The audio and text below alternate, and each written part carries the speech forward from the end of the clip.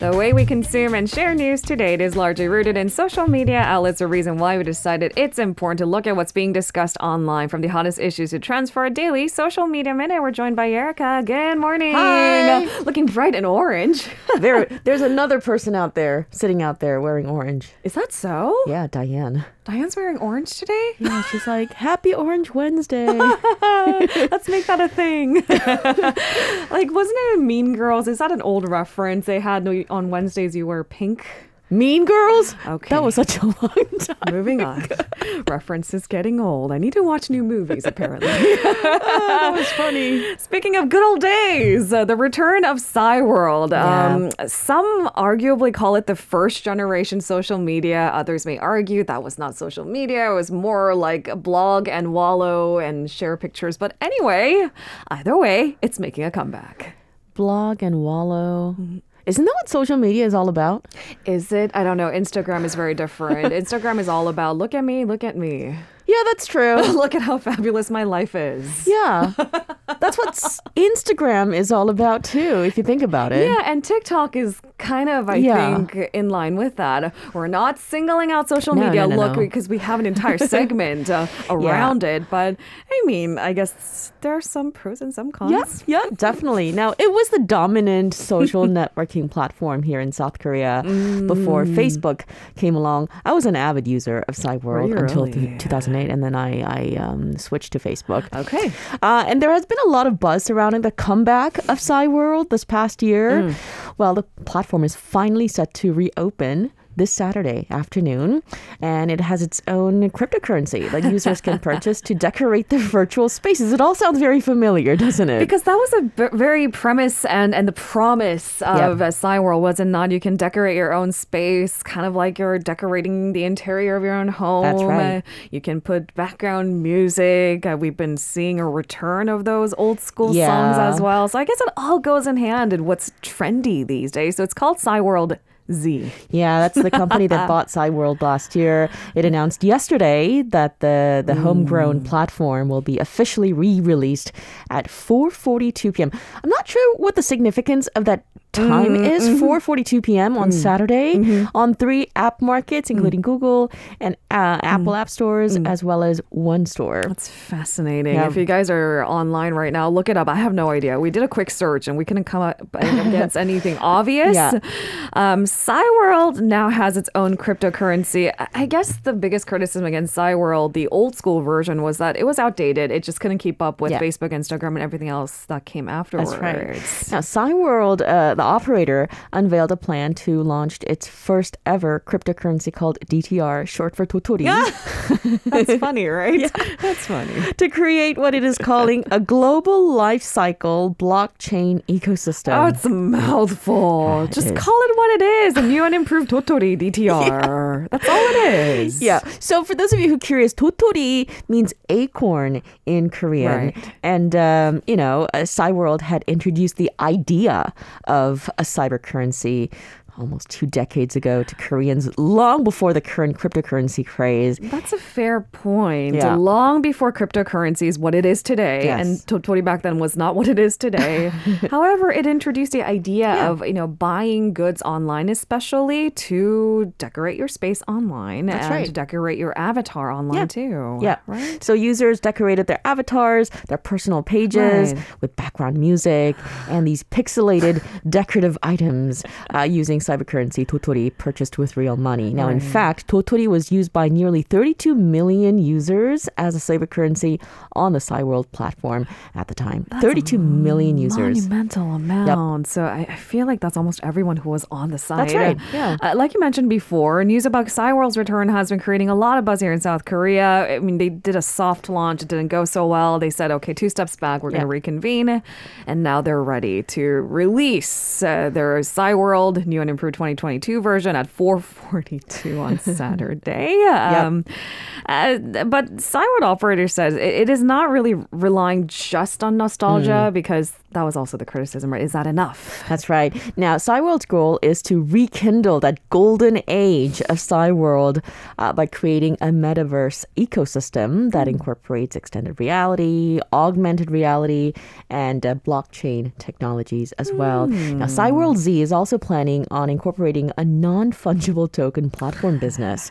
Surprise? Not really. Photos, for example, can be saved as NFTs, and users will be able to receive totori in exchange. It's funny because they took like 3 steps back. They're like, okay, jump into like the future that we don't understand to stay relevant against all these big techs in the industry already.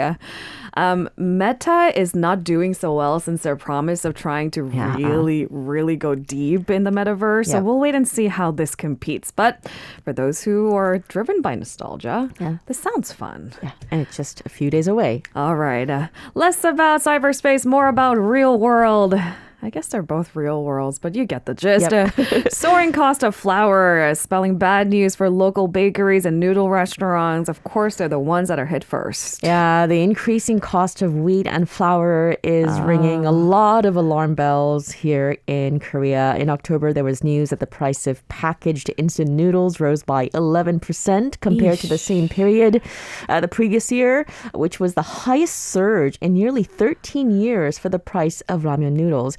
Now, the cost of instant noodles had already started its upward climb since August last year with increased prices of raw materials, including wheat and, of course, flour. The thing, it's ironic because it's supposed to be the affordable dish, yes, right? And the that's beacon right. of that. And if it goes up, we notice it a little bit more, don't we? Yeah. According to the Korea Rural Economic Institute, the price of imported wheat was $344 per ton in October last year, which is close to 20% higher compared to the same period the previous year in 2020. Now, this upward trajectory of wheat prices have continued and is leading to even higher prices with the war going on in Ukraine. Of course, with not a clear end in sight. And of course, if consumers are already feeling the burden of the rising cost of raw materials, and things are about to get much worse before it gets any better. Because if you think about it, the rise in price of raw ingredients does not immediately affect the consumer price index, but maybe shows up in the following months. Yep,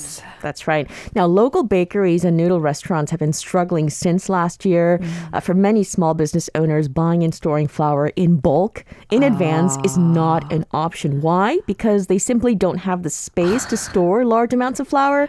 And this means the small business owners are exposed to the risk of direct impact from price fluctuations. And compared to small business owners, large conglomerates purchase flour in bulk before the prices go up, which minimizes the impact caused by the price fluctuations. Because those conglomerates would have warehouses and factories big enough to store as much flour. They have the infrastructure. Right.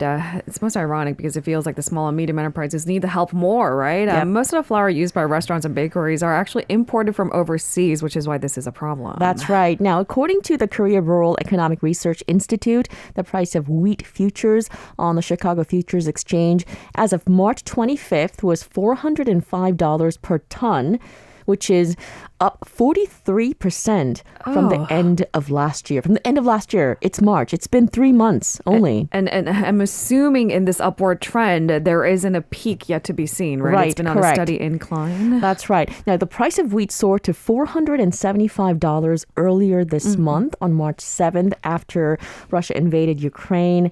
$475, by the way, is close to 68% higher compared to the same to the end of last year. So when you put it in numbers, it's hard for us to avoid. Ukraine in particular is known as the breadbasket of Europe. It boasts some of the most fertile lands in all of the world, which means it directly impacts the European market too, of course. That's right. Russia and Ukraine, in fact, account for about 29% of the world's wheat exports. Simply by volume, Russia is the world's largest wheat exporter. The aftermath of restrictions on wheat exports from both countries and the resulting rise in wheat prices is affecting not only domestic food companies, but also small business owners and, of course, the self-employed as well. The questions have been raised about what has changed since the Cold War. And frankly, Russia's stance and the global supply chain is much more prominent and complicated. Does South Korea import flour from Ukraine as well? No, not directly. Okay. But industry experts are keeping close tabs on the current situation because prices of imported wheat from, say, the United States States, Canada, and Australia could be affected by the Ukrainian crisis. All right, before I let you go, because there's a lot of excitement and buzz around this story, especially Yeah. for everyone with children. Legoland to open in Chuncheon on Children's Day. Yes, Legoland Korea is officially the 10th Legoland in the world and the first global theme park here in South Korea. It's officially going to open in the city of Chuncheon on, well, very appropriately, Children's Day, which falls on May 5th.